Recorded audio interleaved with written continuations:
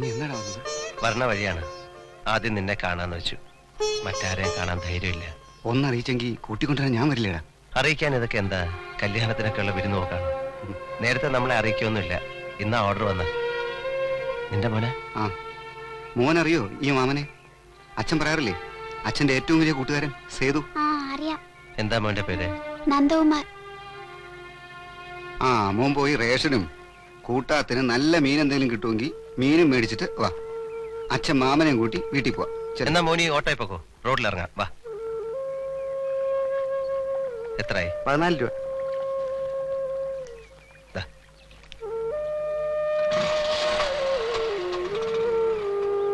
ഞാൻ നിന്നെ കണ്ടിട്ട് പോണെന്ന് കരുതിയാ വന്ന. പിന്നെ ഇന്നിനെ ഞാൻ വിടൂല. കണ്ടിട്ട് 3-4 വർഷമായില്ലടാ. ജയിലിൽ വന്ന വരണ്ടാന്ന് പറയും. കത്തയച്ചാ മറുപടി എഴുതൂല.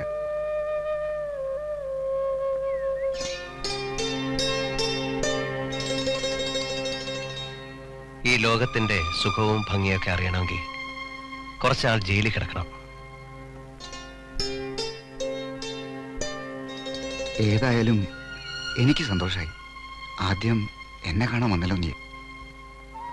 റിലീസിംഗ് ഓർഡർ എത്തിയെന്നറിഞ്ഞപ്പോ ആ മതിൽക്കെട്ടിന്റെ ഉള്ളിൽ നിന്ന് എങ്ങനെയെങ്കിലും രക്ഷപ്പെടണമെന്നായിരുന്നു. പുറത്തിറങ്ങിയപ്പോഴാണ് ഇനി എങ്ങോട്ടെന്നുള്ള ആലോചന. എന്നെ കണ്ടാൽ മുഖം തിരിക്കാത്തവരാരൊക്കെ ഉണ്ടെന്ന് എനിക്കറിയില്ല. എന്നാലും നീ ഉണ്ടാവുമെന്ന് തോന്നി. ഞാൻ എന്നും ആലോചിക്കും നിന്നെ പറ്റി.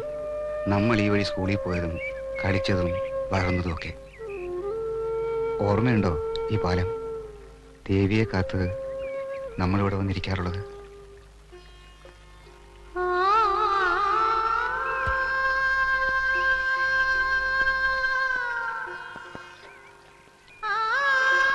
ദേവിയുടെ കാര്യം അറിഞ്ഞല്ലോ അല്ലേ? പറഞ്ഞു. കൃഷ്ണമാമയുടെ ഒരു കത്തുണ്ടായിരുന്നു.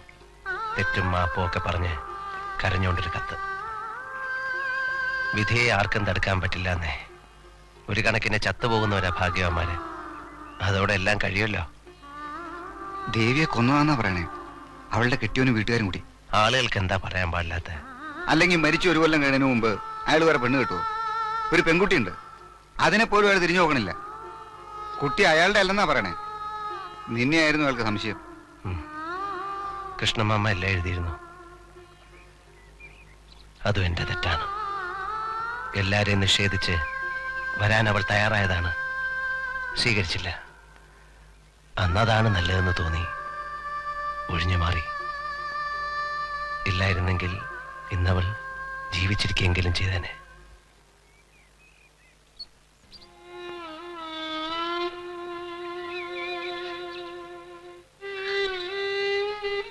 ഇന്ന് ജാമ്യത്തിലിറങ്ങി. നിശ്ചയം കഴിഞ്ഞു. കരയരുത്. ഞാൻ സമ്മതിക്കില്ല. എന്നെ കൊണ്ടുപോകണം. ഈ നിമിഷം ഞാൻ വരാം. എന്നിട്ട് നമുക്ക് ഒരുമിച്ച് ജീവിക്കണം. അത് നടക്കില്ല. ഞാൻ തയ്യാറില്ല. എനിക്കെല്ലാം നഷ്ടപ്പെടുകയാണ്. നീ എനിക്ക് നഷ്ടപ്പെടണം. മുത്തശ്ശി മരിച്ചപ്പോൾ ഞാൻ തറവാട്ടിൽ പോയിരുന്നു. അന്ന് അച്ഛനെയും അമ്മയും രമേശനെയും ലതയൊക്കെ കണ്ടിരുന്നു. നിന്നെ പോയി കാണാറുണ്ടോയെന്ന് ഞാൻ അച്ഛനോട് ചോദിച്ചു. മറുപടി ഒന്നും പറഞ്ഞില്ല. പിന്നെ ഞാനൊന്നും ചോദിച്ചില്ല. തുടക്കത്തിൽ 4-5 പ്രാവശ്യം അച്ഛൻ ജയിലിൽ വന്നിരുന്നു. വന്നാൽ മിണ്ടാതെ അങ്ങനെ ഇരിക്കും. ചോദിച്ചാൽ എന്തെങ്കിലും പറയും. പെൻഷൻ ആയതിനു ശേഷം വന്നിട്ടില്ല. ഇടയ്ക്ക് ലത 2 വരി കുറിച്ചിടും. ലത ഇപ്പൊ നാടകത്തിൽ അഭിനയിക്കാൻ പോവാന്ന് കേട്ടു. അടുക്കളയും പാത്രങ്ങളും കിണറ്റ് വെള്ളമായിട്ടൊക്കെ നടന്ന പെണ്ണ. അതിനുശേഷം അച്ഛൻ എന്നെ വന്ന് കാണാണ്ടായത്. ഞാൻ ചോദിക്കുന്ന പേടിച്ചിട്ടാവും. പെൻഷൻ പറ്റിയപ്പോൾ കിട്ടിയതുകൊണ്ട് രാമപുരത്ത് വീട് വെക്കേണ്ട ഒരു കാര്യം ഉണ്ടായിരുന്നില്ല. എന്നാൽ അത് പൂർത്തിയാക്കാൻ പറ്റിയോ? അതുമില്ല. തറവാട്ടിലിപ്പോൾ കൃഷ്ണമാനും അമ്മായി മാത്രമേ ഉള്ളൂ.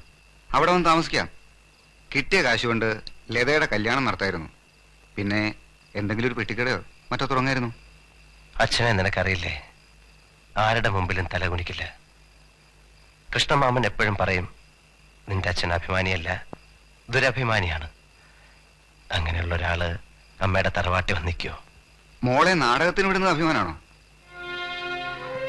എനിക്കറിയില്ല അച്ഛനിതെങ്ങനെ സഹിക്കണമെന്ന്.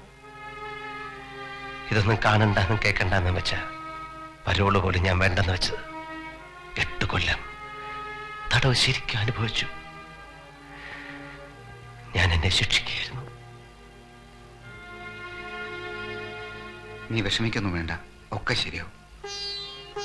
ഇല്ല, പോയതൊന്നും തിരിച്ചു പിടിക്കാൻ പറ്റുമെന്ന് തോന്നുന്നില്ല. ഞാനൊരുത്തൻ മൂലം എത്ര ജീവിതങ്ങളാണ് പാളിപ്പോയത്. ഇങ്ങനെയൊക്കെ സംഭവിച്ചത് നിന്റെ കുറ്റം കൊണ്ടല്ലോ. പിന്നെ ആരുടെയാണ് കുറ്റം? ജോസിനെ കൊന്നത് കുറ്റമല്ലേ? ഒന്നും എനിക്ക് ഓർമ്മയില്ല. പക്ഷെ ചോരയുടെ പച്ചമണം ഇപ്പോഴും മൂക്കിന്ന് പോയിട്ടില്ല. പിന്നെ അയാളുടെ കരച്ചിലും. അയാൾക്കും ഇല്ലേ അച്ഛനും അമ്മയും ഭാര്യയും മക്കളും? ചില രാത്രിയിലെ സ്വപ്നത്തിൽ കാണായല്ലേ എന്റെ മുഖത്ത് കൈ ചൂണ്ടി പറയും, എന്റെ കുടുംബം തകർത്തു, എന്റെ കുട്ടികളെ അനാഥരാക്കി. ശരിയല്ലേ? എന്തൊക്കെ തകർത്തടാ ഞാൻ? ആരെയൊക്കെ തകർത്തു? എത്ര കുടുംബം?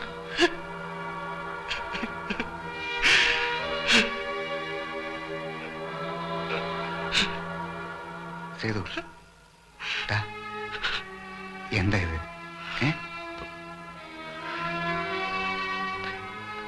5-8 കൊല്ലമായി ഉള്ളി കിടന്ന് തിങ്ങായിരുന്നു.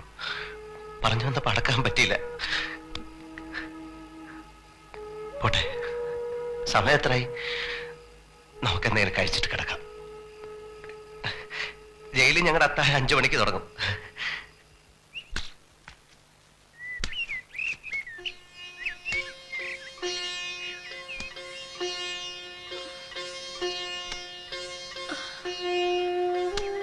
അംബികേ,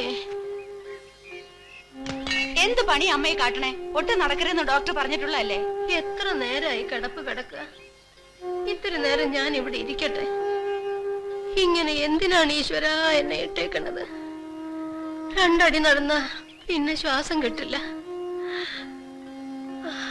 നീ പൊയ്ക്കോ, ഞാനിവിടെ ഇരുന്നോളാം.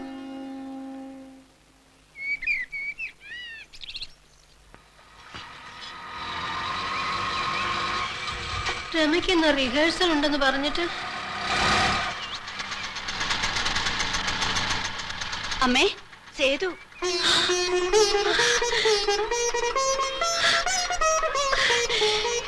എന്റെ മോൻ.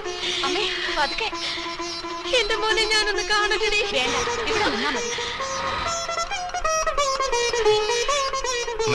എന്റെ മോനെ സേതു.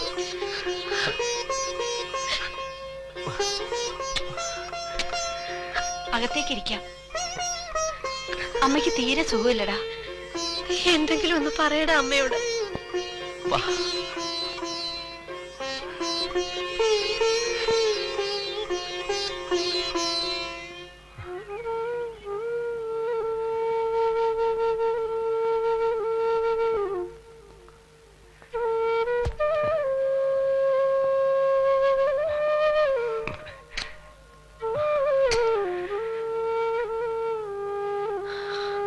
അച്ഛനെന്തേ അമ്മേ?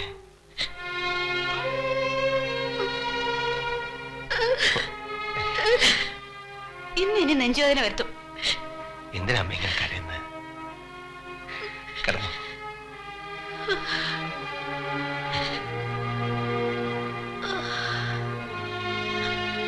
ലത എന്ത് ഏട്ടത്തി?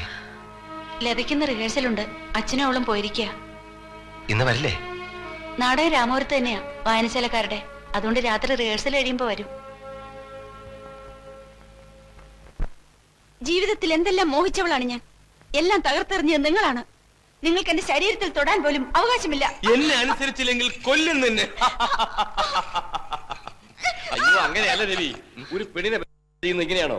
പിടിച്ചൊതുക്കണം. എന്തിനാ നാണിക്കുന്നേ? കട പിടിക്കണോ? ലത ശരിക്കും കുതറണം. പിടിച്ചൊതുക്കി സാരി വലിച്ചു മാറ്റണം. അത്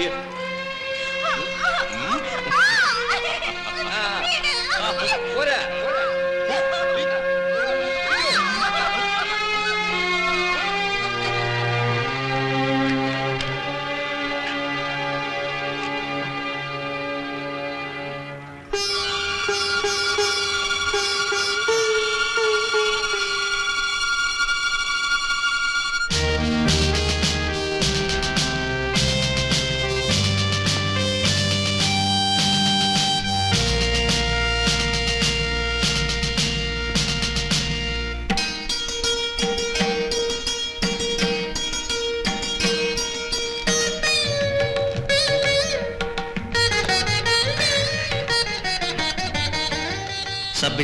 സേതു, അച്ഛൻ്റെ തെമ്മാരി.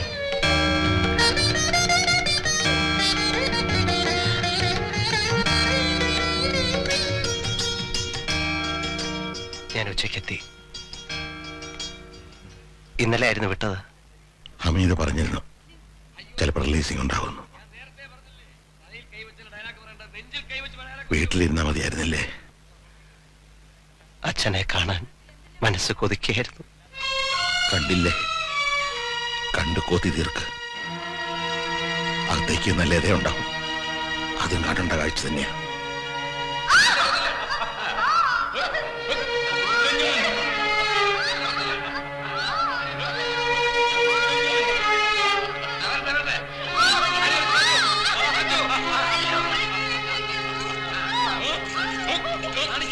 ലതേ,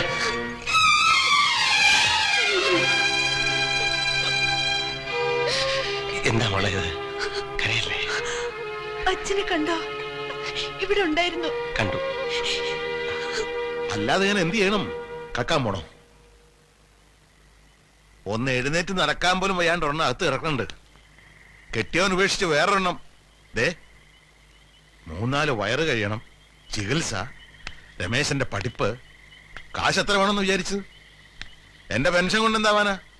അവളെ കൊണ്ടാവുന്ന അവള് ചെയ്യുന്നു. മാനാഭിമാനം നോക്കി അവിടെ ഇരിക്കുകയുള്ളൂ. ഇങ്ങനെയൊക്കെ ആയത് എന്റെ കുറ്റം കൊണ്ടല്ല. മതി പറഞ്ഞത്. നിന്നോട് പറഞ്ഞാ മനസ്സിലാവില്ലേ? 2 അടി നടന്നു എന്ന് വെച്ചാൽ എനിക്കൊരു കുഴപ്പമില്ല. ഞാൻ എന്റെ മോന്റെ അടുത്തൊന്ന് നിക്കട്ടെ. അമ്മ കിടക്ക, ഞാൻ അമ്മയുടെ മുറി വന്നിരിക്കാം. വേണ്ട, ഇവിടെ ഇരുന്നാ മതി. ഇത്തിരി കാറ്റും വെളിച്ചം കൊള്ളട്ടെ. ഇങ്ങനെയൊക്കെ ആകുന്ന സ്വപ്നത്തിൽ പോലും കരുതിയതല്ല. ഇവിടെ കൊണ്ട് എത്തിച്ച അവനോ തന്നെയാ. എന്നിട്ടിപ്പൊ മാനക്കേട്. നീ ഉണ്ടാക്കിയ മാനക്കേട് അത്രയും വലുതല്ല ഒന്നും. അവൻ അറിഞ്ഞോണ്ട് ഒരു തെറ്റും ചെയ്തിട്ടില്ലല്ലോ. അറിഞ്ഞോണ്ടാണെങ്കിൽ അല്ലെങ്കിൽ ഒന്നേ എനിക്ക് പറയാനുള്ളൂ. ഒരു കണക്കിന് ഈ കുടുംബം നീങ്ങുന്നുണ്ട്. ഇനി രമേശനാണ് ഒരാശ. അവനെ എങ്ങനെയെങ്കിലും ഒരു കരകയറ്റി എടുക്കണം. അതിനുവേണ്ടി മരിക്കാൻ വരെ ഞാൻ ഒരുക്കുക. അതിനിടെ ഇനിയും ഞങ്ങൾക്ക് ബുദ്ധിമുട്ടുണ്ടാക്കരുത്. ഞാൻ വന്നത് ഒരു ബുദ്ധിമുട്ടായ അച്ഛാ. ആവരുത് എന്നാ പറയണത്. ഒരു കുടുംബം തകർന്ന് തരിപ്പണമായതാ. അവിടുന്ന് വാരിക്കൊട്ടി കൊണ്ടുവരാ ഞാൻ. നീ ഇതും കൂടി തകർത്താ എല്ലാത്തിനും വല്ല വിഷവും വാങ്ങി കൊടുത്താൽ മതി. അച്ഛന്റെ അപേക്ഷ ആ ഗതി വരുത്തരുത്.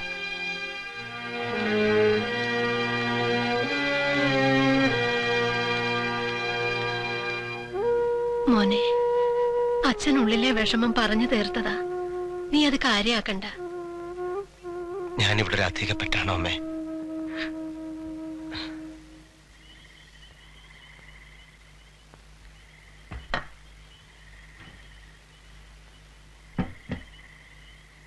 അമ്മേ,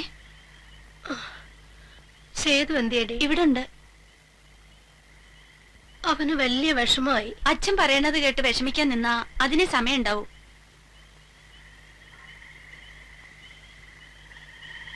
ചോറ് വിളമ്പട്ടെ ഏട്ടാ? അച്ഛൻ വരട്ടെ. അച്ഛനെ നോക്കിയിരുന്ന ചിലപ്പോ പാതിരാത്രിയാവും. നമുക്കുള്ളത് കഴിച്ചു കിടക്കാം. എന്നെ ആരും പിടിക്കണ്ട.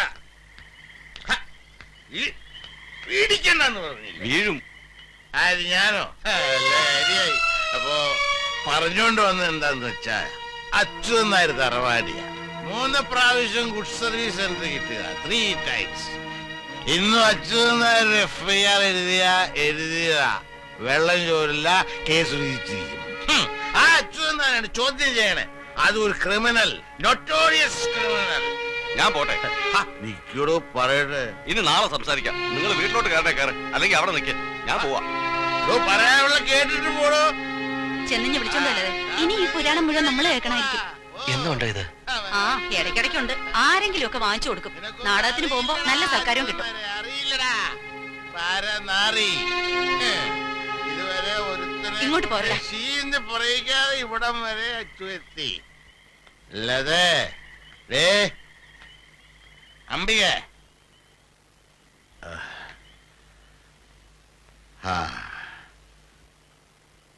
വേണ്ട, നീ സംസാരിക്കണ്ട. നീ വിശ്രമിക്കണം. മനസ്സ് വിഷമിപ്പിക്കരുതേ. എല്ലാവർക്കും വേണ്ടി ഞാൻ വിഷമിക്കുന്നുണ്ട്. തീയാണ് തീ കുടുക്കയാണ് നെഞ്ചിൽ വെച്ചിരിക്കുന്നത്, അറിയോ? അറിയില്ല. അതൊന്നും ആർക്കും അറിയില്ല. ആരറിയാൻ? നിനക്കറിയായിരിക്കും, പക്ഷേ എല്ലാരും അറിഞ്ഞു വരുമ്പോ ഞാൻ ഉണ്ടാവില്ല.